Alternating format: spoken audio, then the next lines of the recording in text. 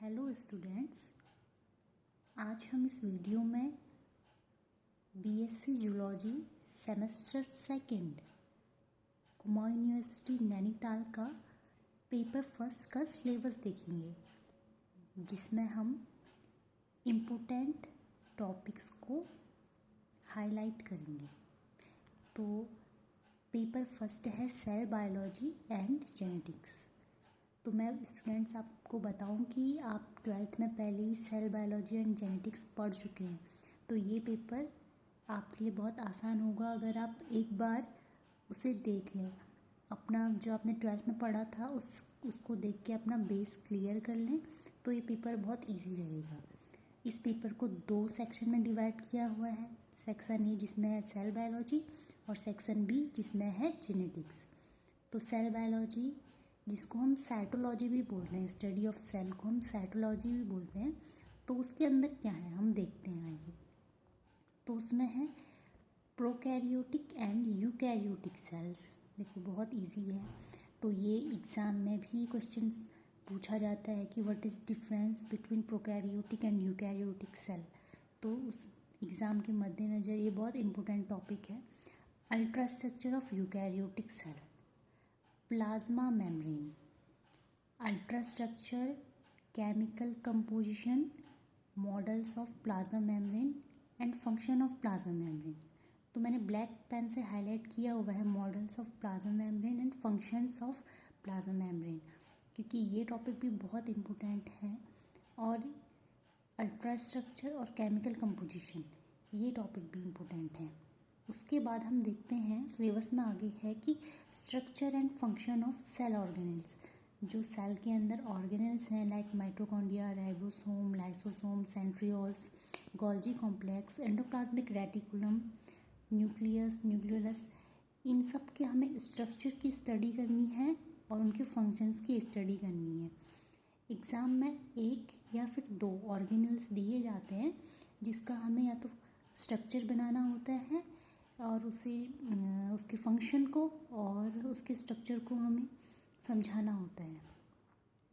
उसके बाद हम देखते हैं सेल डिवीज़न।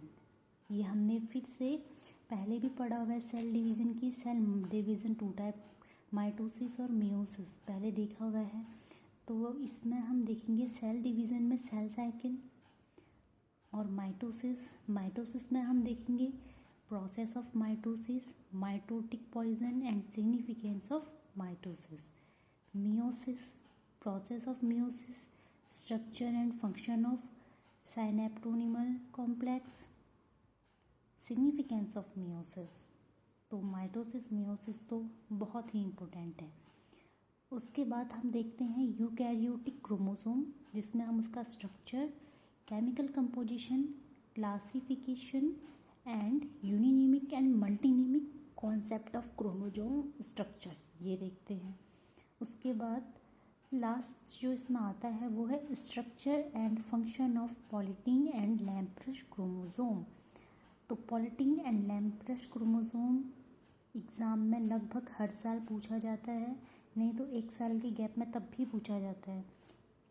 कभी कभी दोनों लैम्प्रश और पॉलीटीन दोनों क्रोमोसोम आ जाते हैं और कभी कभी सिर्फ इनमें से एक ही डिस्क्राइब करना होता है। उसके बाद हम सेक्शन बी देखेंगे जो कि है जेनेटिक्स। तो सेक्शन बी में क्या है, देखो जेनेटिक्स हमने पहले भी देखा हुआ है वही 12th में कि मेंडल के एक्सपेरिमेंट, उसके 3 लॉ, तो वो इसमें है और लेकिन वो इसमें थोड़ा डीपली होगा। तो जेनेटिक्स में सबसे पहले हमें देखना है मेंडल की life, pre Mendelian experiments, Mendel से पहले क्या एक्सपेरिमेंट रहे, symbols and terminologies, laws of dominance, segregation and independent assortment. तो ये तीनों लॉ हमने पहले भी पढ़े हैं, तो वही इसमें पढ़ना है। उसके बाद आता है लिंकेज बहुत ही इम्पोर्टेंट टॉपिक है, जिसमें coupling and repulsion hypothesis, Morgan's view of linkage, kinds of linkage, chromosome theory of linkage ये आता है। तो क्रोमोसोम थ्योरी ऑफ लिंकेज जिसे मैंने हाईलाइट भी किया हुआ है, ये बहुत इम्पोर्टेंट है। इसके बाद आता है क्रॉसिंग ओवर इम्पोर्टेंट है। Types of crossing over, kinds of crossing over, mechanism and its significance. उसके बाद determination of sex, chromosome mechanism, genetic balance theory and effects of internal, माफ़ कीजिएगा, effects of external environment of sex determination.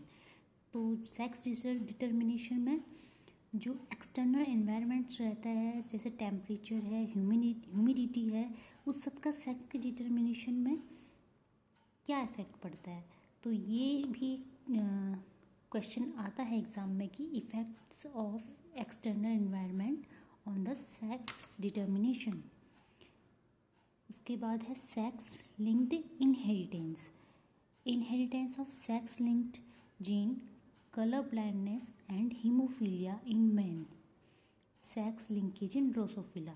इसमें ये दोनों topic important है, sex linkage इन Drosophila और colour blindness and haemophilia.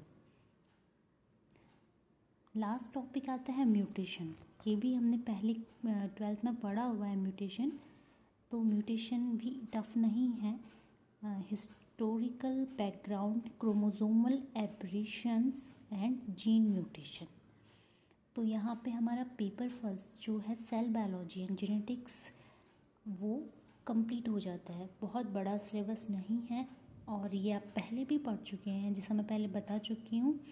तो इसमें आप अगर स्टार्टिंग से थोड़ी सी मेहनत करें और अच्छे नोट्स बनाएं तो ये आपको इजीली समझ आ जाएगा और इसमें अच्छे मार्क्स भी आप ला सकते हैं।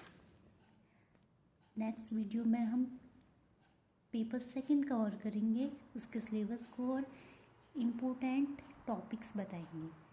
तो हमारे साथ जुड़े रहिए। Thank you.